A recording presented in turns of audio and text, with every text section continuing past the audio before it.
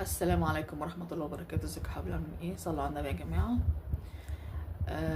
واحدة بعتالي بتقول ان صاحبتها جوزها مسافر، فكان عمال يتحايل عليها ان هي تروح له، يعني تروح تقعد معي، فهي مش راضية. فقال لها لا، انا كده مش هعرف ايه انزل غير كل سنتين مثلا شهر، فانا مش هينفع اقعد كده. تعالي وهاتي العيال وننزل انا وانتي، احنا الاتنين يعني ننزل مع بعض نطلع مع بعض. قالت لي لا، وانا ما اقدرش اسيب امي عيانه، ما اقدرش اسيبها. فبتقول امها عماله تقول لها روحي، يعني اخواتك هنا، مالكيش دعوه بيا، اسمعي كلام جوزك، ما تخربيش على نفسك. تقول لها لا مش هسيبك، لا هو حر، عايز يجي ينزل ينزل، مش عايز ما ينزلش ما ينزلش. فبتقول المهم انا ايه، جوزها بقى قال لها انا هديكي فرصه، هتفكري ايه شهر عشان اعمل لك الاجراءات وتجيلي، وتردي عليا ان كنت هتيجي ولا مش هتيجي، عشان لو مش هتيجي انا هتجوز، وانت عايزه تكملي معاك كملي، مش عايزه تكملي هبعت لك مصاريف عيالك، مالكيش اكتر من كده. فبتقول رحت انا مكلماه معلش ومش معلش، وحاولت ان انا ايه اراضيهم واقربوا من بعض.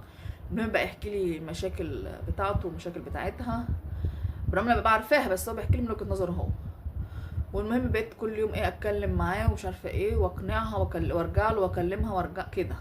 بقيت رايحه جايبه بينهم، وهي مصممه على ايه رايها. قال لها خلاص انا هطلقك و... وانتي حر، خلاص خليكي قاعده بقى مع امك، وهبعت لك مصاريف عيالي، اكتر من كده مالكيش عندي حاجه.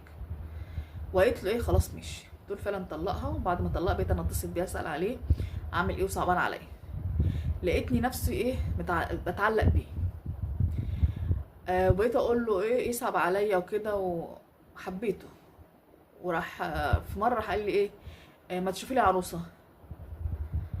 فبتقول له طب اشوف لك عروسه ليه قدامك. قال لها ليه هتتجوزيني انتي؟ تقول لقيته رد كده سريع. فبتقول لها ايه اللي انت بتقوله ده؟ قال لها ايوه، ايه المشكله؟ ما انت عارفه ظروفي وموافقه، بس هتيجي هنا. قلت له اه ما انا فاهمه، طب بس هو عموما سيبني افكر. فبتقول انا مش عارفه دلوقتي صاحبتي هتقول عليا ايه. انا كده كده ما انا هروح اسافر له، يعني مش هبقى قاعده هنا، بس دي صاحبه عمري، اتجوزه ولا لا؟ بس انا اتعلقت بيه غصب عني. بصي انت اصلا صاحبتك اللي غلطانه، ان تدخلك بينها وبين جوزها، هي اللي غلطانه، وهي اللي جابته لنفسها، وهي تستاهل. بس انت هتبقى خيانه. ازاي يعني تيجي معاكي انت تتجوزي طليق صاحبتك؟ ازاي يعني؟ يعني انت كده اصلا خاينه مش صاحبه، ان انت تحبي كمان طليق صاحبتك. ازاي انت كانت معاكي اصلا؟ يعني هي الرجاله كلها خلصت خلاص؟ مفيش رجاله؟